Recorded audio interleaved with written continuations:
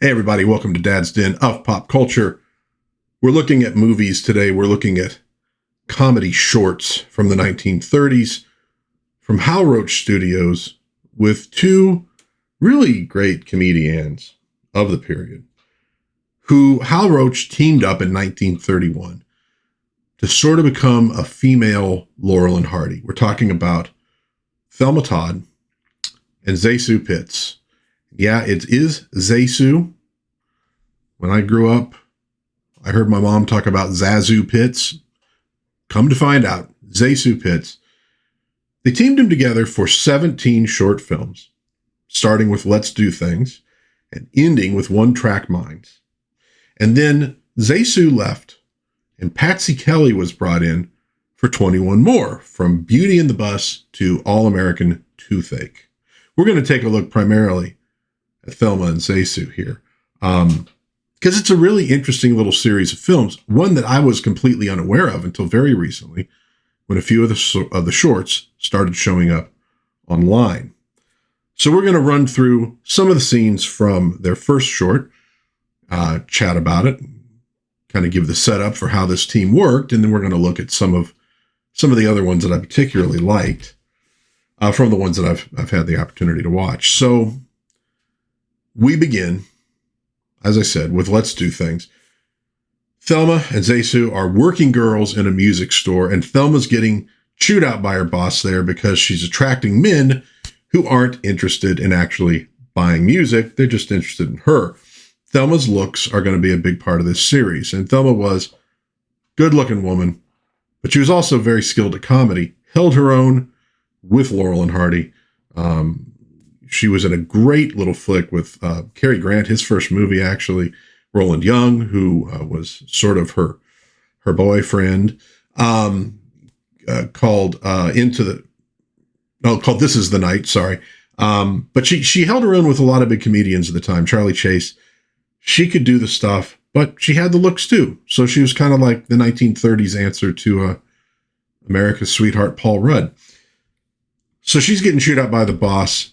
Meanwhile, ZaSu, whose looks are also going to be important to this series because, well, she's maybe a little bit homely, but she's also a little bit shy. She's not very sophisticated. That's how that character is going to work, with Thelma being the good-looking, more outgoing one, a little more concerned about her dignity and how she looks. So she's trying to sell music as well, saying things like, "I'm throwing myself away." That would be the name of the song. "I'm throwing myself away for only 25 cents. Get the idea there. And so at some point, Thelma comes over because ZaSu's not really paying attention. Well, why is she not paying attention? Well, that's because ZaSu is thinking about her boyfriend, Milton. And this annoys Thelma quite a bit. Why did they come to New York?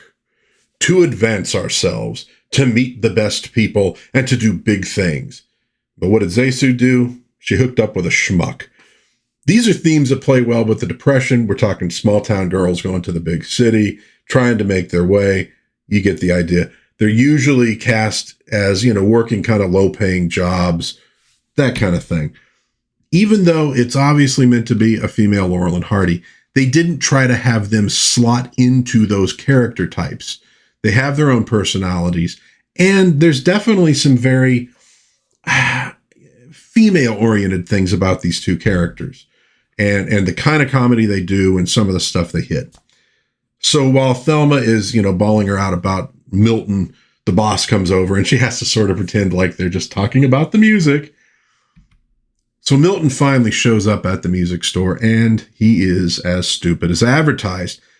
He tells ZaSu, "We got a chance to go out on the town tonight, to like a cabaret, with a rich doctor from Boston who will foot the bill if we can find him a date." Gee, I wonder who they could find. And so we have the setup for this particular comedy, and there she is. And of course, she's thrilled that Milton has shown up, but she decides she'll go just in case the doctor is on the level, and to find out what Milton's intentions are with ZaSu, because that's part of what she's upset about is Is he ever going to marry you? I mean, let's figure this stuff out. And this is very Hal Roach. While Thelma's talking to ZaSu is absentmindedly rolling a megaphone on an ink pad, not really even paying attention. And then as a customer comes by, she holds it up to her mouth and starts, singing while Thelma's playing the piano. And of course, this leaves an ink mark on her mouth, and everybody in this crowd is laughing at her. It's pretty standard Hal Roach stuff. And if you've watched Laurel and Hardy and the Our Gang comedies, you kind of know what you're in for here. It really comes down to the execution, and these two are actually pretty darn good at what they're doing. So then we see them that night. They're dolling themselves up for the cabaret. Thelma's telling ZaSu, oh, you should wear my black lace. Oh, I don't know. Somehow clothes just don't look comfortable on me. That's kind of her delivery. They do a good job of playing the personalities off one another, and like I said, they're not just clones of Laurel and Hardy, although there's a little element of that in there. So Milton soon arrives, and then the doctor, who is Boston's premier osteopath. And Thelma's not thrilled about an osteopath. I think the idea here is kind of a chiropractor. She was expecting a medical doctor, so she doesn't really trust the guy. One thing these shorts do suffer from a little bit compared to, say, Laurel and Hardy is they're a little bit slower paced. Stan Laurel was kind of the brains behind the Laurel and Hardy operation in terms of writing things. He keeps them rolling a little bit faster, but also, Stan Laurel is probably one of the great comedic geniuses of all time. So not being quite as good as him is not really that big of a fault. Well, the osteopath is a little bit on the arrogant side. He knows everything and he's a genius. Starts messing with, I think, Milton's spine or what have you, or ZaSu's. Thelma decides, I'm not going. Tell him I have a sick headache. By the way, that is a term got used a lot in the old days. You hear Darren's mother in Bewitched refer to her sick headache all the time. Doesn't really get used anymore. But so I'm not going to go. Well, of course, the osteopath jumps into action, goes in there, grabs her by the head, and starts shaking her like you wouldn't believe. So physical comedy and pretty undignified physical comedy from an attractive woman. Always give a lot of credit to actors and actresses who have the looks to just do the sort of leading man, leading woman, romantic, maybe even more sophisticated comedy, but who are willing to be undignified, who are willing to look goofy on screen. So a lot of credit goes to Thelma Todd for that. And it's pretty funny, but you get similar comedy, honestly, in Lucy and Ethel on I Love Lucy, Laverne Shirley, Mollie Sugden in Are You Being Served does a lot of that kind of stuff. So love that kind of work from female comedians. So ultimately, his treatment does work, primarily because she figures if she doesn't go along, he's going to end up killing her. So she's going to go ahead and go to the cabaret. And so here we get the next setup. And that's always big in the Hal Roach stuff, is setting up future jokes. Thelma asks ZaSu, what shoes did you put on? Oh, those comfortable ones. No, get in there and put on the black satin ones of mine. So ZaSu is going to be wearing uncomfortable shoes to the cabaret, and they decide that they're going to go ahead and just walk the 9 blocks to get there rather than getting a taxi. Nice opening in the cabaret. You have the woman's legs in the foreground. Nice long shot. Well done. You get the familiar Hal Roach music here. You know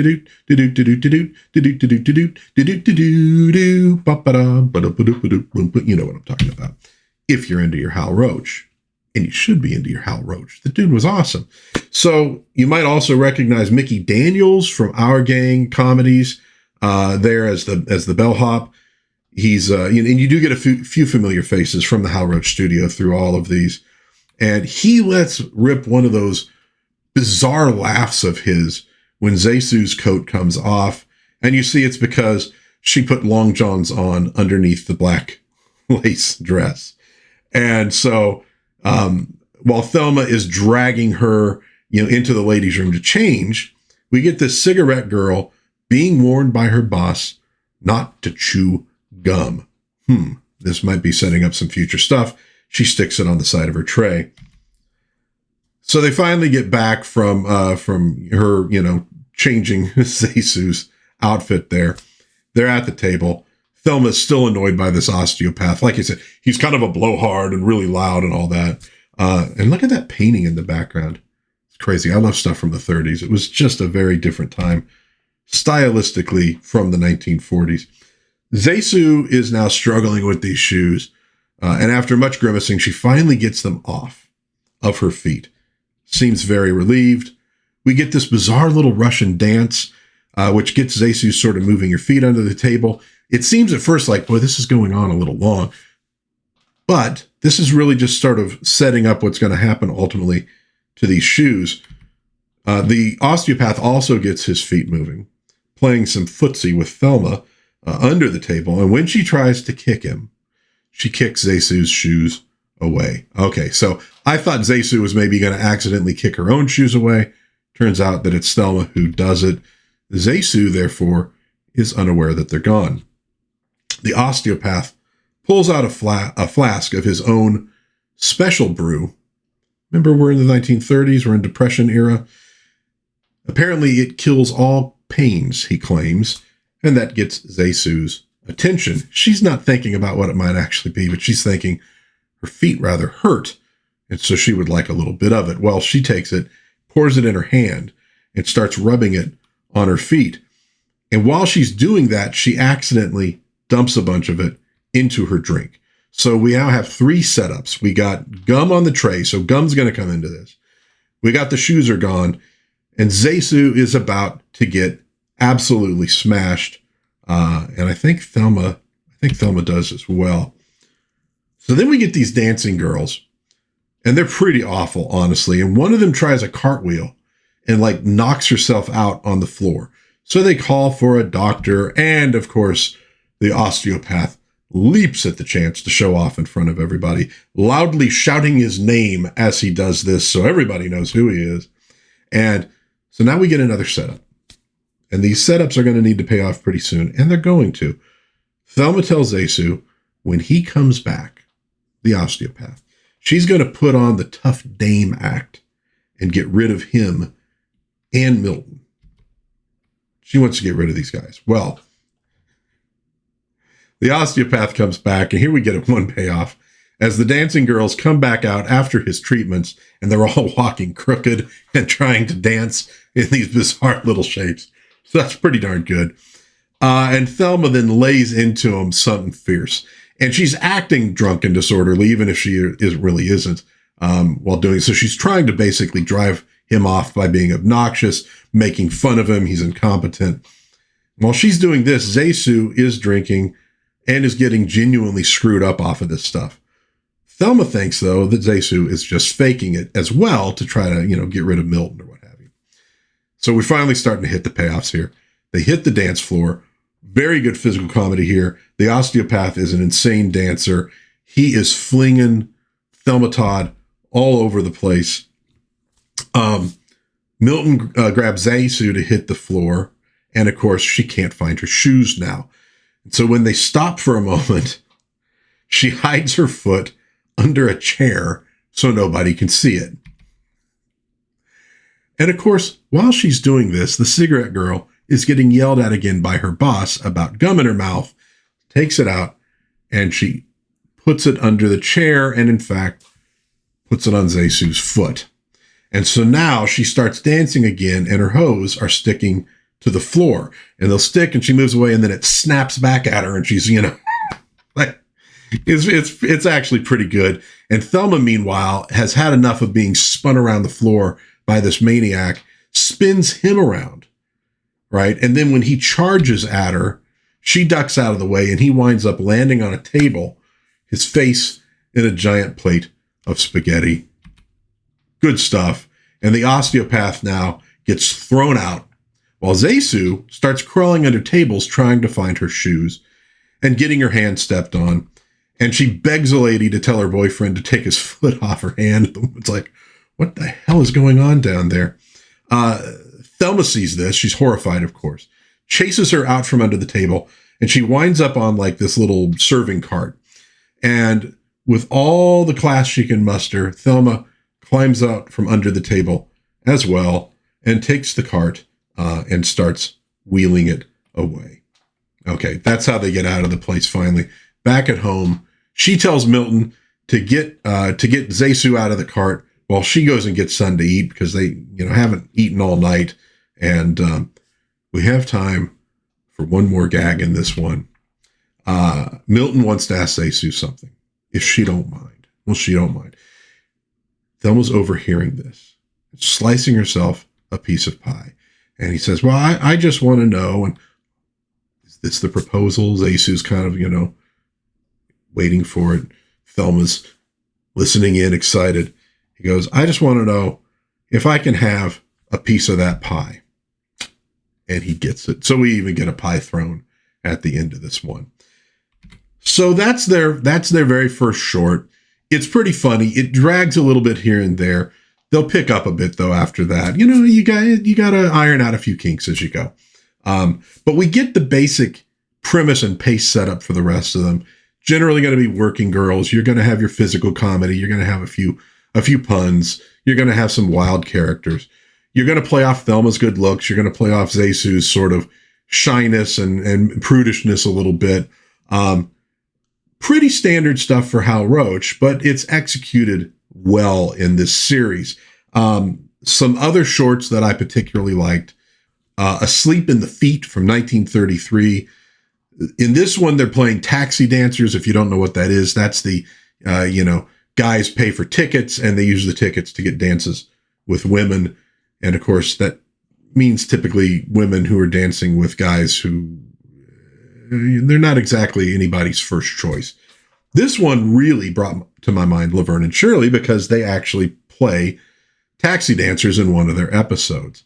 And so this one also has Billy Gilbert in it. He's in quite a few of these. I'm a big Billy Gilbert fan. If you've never seen His Girl Friday, he has a great role in that one. It's small, but it's really, really good. You get lots of sex appeal from ZaSu in this one. And the friendship angle is big here. And this is one of the things I really like about it. It's sort of, two girls who are friends against the world, again, like Laverne and Shirley. And they do a real nice job with that. And to an extent that you don't necessarily get in Laurel and Hardy.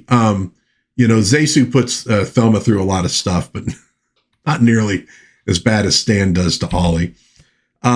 Red Noses from 1932 has them going to this Turkish bath. So it's kind of a gymnasium, a steam bath place, because they fake sick, to get out of work. Lots of physical comedy in this one. Thelma is on this bouncing chair here. And well, you can kind of tell this one is pre-code because there's an awful lot of bouncing and she's wearing a sort of sheer and maybe a little bit see-through top. That's pre-code for you. You probably won't see this kind of thing in movies until like the 1970s, maybe the late 1960s. And when I say the chair starts bouncing around, at first it's just a basic bounce, and then she's getting thrown all over the place, kind of like what happened with that osteopath in the other one. So again, she's doing some amazing physical comedy here. They end up well in this state getting thrown out of like a laundry chute and, walking home on the street dressed up like that. So very funny. One Track Minds, 1933, really notable for the presence of, for the guest stars in this one. So again, you get Billy Gilbert, but you also get Spanky McFarlane, who's really good in this one. This is still pretty much in the baby Spanky phase when he was really, really cute and really, really funny. We get Sterling Holloway, who you would probably know from, a lot of movies, a lot of TV, the voice of Winnie the Pooh, the voice of Kaa the snake in The Jungle Book, the voice of the Cheshire Cat in Alice in Wonderland from Disney. So it was kind of fun seeing him a lot younger here. And we also get lots of bees towards the end of it. Everybody running around crazy. A lot of good physical comedy in this one. At the end of On the Loose, Stan and Ollie get a cameo. This is one where the girls have been asked by these guys for the umpteenth time to go to Coney Island. They don't want to go to an amusement park. They want to go have a nice dinner and go dancing. But all these guys think, oh, it'd be a kick to go to Okay. So, of course, Ollie and Stan show up at the very end of it to ask them out for a date. And, well, of course, they ask them to go to Coney Island, and they get all sorts of stuff thrown at them. It's a small cameo, but it's cool that it's there.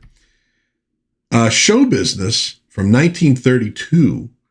And that one I couldn't find a good copy of, but apparently it was reworked by writer Jules White into the 1936 Stooges short, A Pain in the Pullman. So I guess we have some idea of how it would probably go. When ZaSu left the team, Patsy Kelly becomes the new partner. And this changes the dynamic a bit because Patsy is more of a loud, abrasive sort of personality. So Thelma becomes a bit more demure in return, but the basic formula was kept. Here it's usually Patsy getting them into trouble, oftentimes because, she's kind of being a bully or being kind of pushy. My favorite of these that I got to watch was called Babes in the Goods from 1934. Involves the girls working in a department store, and they end up being the models in a store window, and they get trapped there overnight. And there's like this, drunk who's causing all sorts of problems for them. Really funny. And again, another one where there's a few moments that you could tell we're kind of in that pre-code period. Okay, so Pitts and Todd, a great little comedy duo, totally unaware of these films even existing until very recently. You can find them on DVD. I found a few of them on YouTube. Give them a look. If you love the Hal Roach comedy from the period, give these two a try. Very cool. Again, you don't get a ton of this kind of stuff, this kind of comedy, starring women.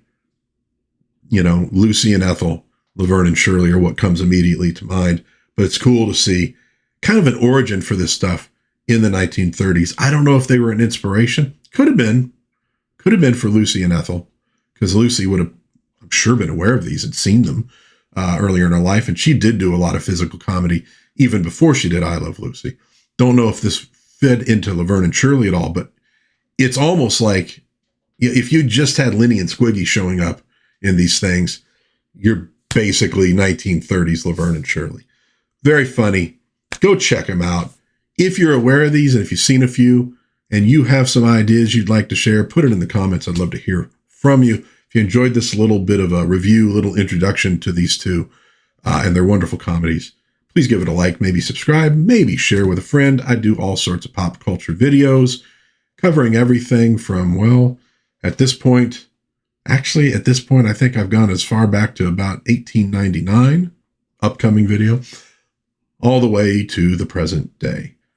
And I'm a big fan of all sorts of stuff, so I hit a big variety of things. But you might want to subscribe or share with a friend. I would really appreciate it if you do. But until next time, God bless everybody. Please be kind to one another.